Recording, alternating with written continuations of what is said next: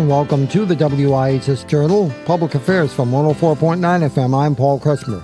This is the second and last episode with Sean McCarthy talking about the values of eating from the colors of the rainbow. I find that most people do that, but some people are just sticklers when it comes to a price perspective. Mm-hmm. I always believe when you choose organic, even though there can still be chemicals in it, you're choosing to do something that goes all the way through the food chain. So it's helping the workers, it's helping the soil, it's helping the streams. So I think it's worth it to pay a little bit extra because it's not just what's going into your body, it's the whole chain of production and growing and everything. But you can just take, and you can go on the internet and find a raw apple cider vinegar wash, and under spectrum imaging, when they look at what chemicals and residues are still in produce after it's cleaned with apple cider vinegar, raw apple cider vinegar wash, it's sometimes even cleaner than organic. Really? So that's that's one way to save a lot of money, is to just, rinse everything, make a big bowl of raw apple cider vinegar and, put a tablespoon or two and maybe some lemon juice and scrub it. And there's a number of different recipes. You can find it on the internet, but that's one way to do it. I mean, the one thing is grains. Grains are a sponge. So if you're going to spend the money, kind of look at grains because grains are a sponge. So they're going to absorb so many more chemicals.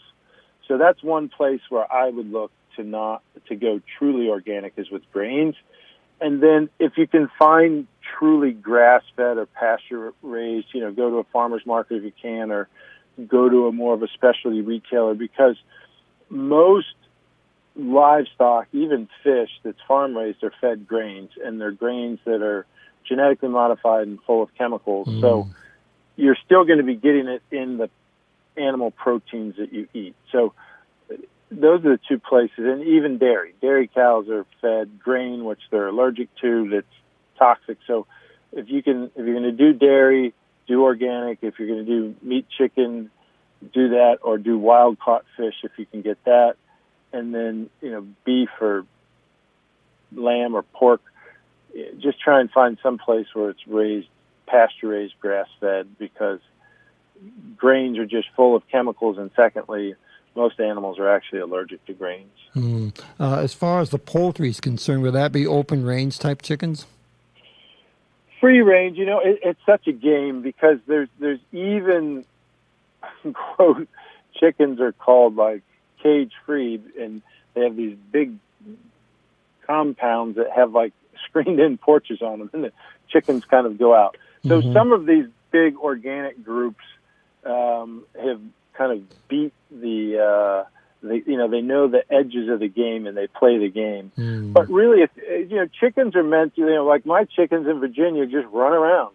They have a timer that goes up and lets them in and out, and they go running around in a big field.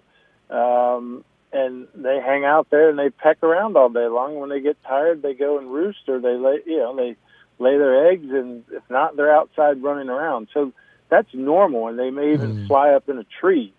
So that's what you really want. There's a guy out on the West Coast. He says his chickens don't take drugs; they just eat bugs. So they're outside eating things, and they're healthy chickens. So I think whatever you're eating, if it's doing, cows are meant to go roam around. They're not meant to be in confined places. Chickens want to run around. Sheep run around. Goats run around. Whatever your preference is, most of those things. Like my pigs, I rotate them around from different paddocks, and I grow different cover crops that they root around in. So I even will put them in a garden and fence it off after I use a garden and just let them go and till it up. So that's what animals like to do, is be outside. So just try and find animal protein that hangs out outside, and you'll be a lot healthier. You mentioned your wife goes to farmers market. Is it demonstratively better to source your food as close to where you live as possible, given the circumstances as they may exist, or is it appropriate to use, let's say, produce, for instance, that's shipped from the West Coast as long as it's handled properly? And I guess I could ask you for your definition of what handling properly would stand for. I mean, that's one of those things where, it's kind of funny. I think when you go to a farmer's market, you kind of have to have one eye extra open because a lot of people will tell you things. I just say at a farmer's market, ask questions. Because I can look at one booth and I see boxes from a produce house down on the docks in the local city. They're just buying the local stuff, bringing it up and saying farm raised. Because there's people that are going to take advantage of it. I hate to say that. But yeah, it seems to be the nature of people oftentimes. Right. So when I go to a farmer's market, I ask questions. You know, I'm like, where do you do this? How does this? And I actually, some people don't have the time. I find it fun to actually go and visit the farms and actually see how they raise the beef or they grow their produce. And so, but at times you've got to think about it, especially with like frozen vegetables or frozen berries. You know, those things are harvested, they're diced up, cut up, however they're done, and they're packaged instantly, vacuum sealed, and put in a freezer. So anything that's frozen, to me, even though it's not perfectly fresh, it's actually handled better than a lot of the things that are shipped and then stuck in coolers. And then, you know, your tomato may have been around for a lot longer than a calendar month before it actually shows up. So to me, I'm a big advocate. If you can find it local, great. If you can't, then that's one of the reasons with organic, because organic just goes bad. If it, you know, yes, it can be put in a cold freezer for the or storage house, but the chances of it lasting a longer time. When I go and buy organic salad, if I don't eat it in a couple of days, it's bad. Oh yeah. So, whereas if you go and get other produce, it can sit for a long time. So, you know, it's kind of like bread. You know, I don't eat a lot of bread in Florida because I know the bakers in Virginia. And I know if I don't eat that bread in a relatively short period of time, it's going to get moldy, whereas other breads are going to last longer. So in all actuality, when food spoils faster, it's better for you because it means it's pure. Right. So your question was about shipping. Sure, if you can get it local, great. But, hey, guess what? Grapes are very therapeutic foods, and they might come from Chile at a certain time of the year.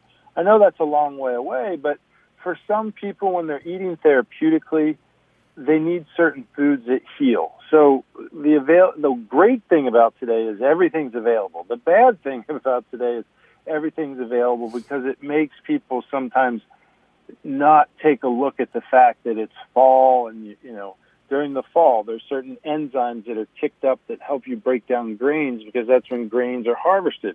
So there's this intelligence in the cycle of how we eat. But there's also a need. If you need detoxification, maybe you're going to eat a lot more fruits and vegetables and juices and smoothies and things of that nature. So you're going to need, and pureed soups, so you're going to need more fruits and vegetables. So you're going to be happy that things can be transported from different places around the world.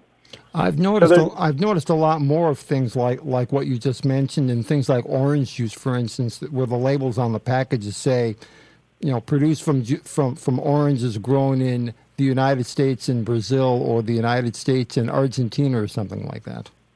Yeah, it's pretty common today that if you go and buy honey, and it's not a local honey, it's coming from Brazil. Yeah.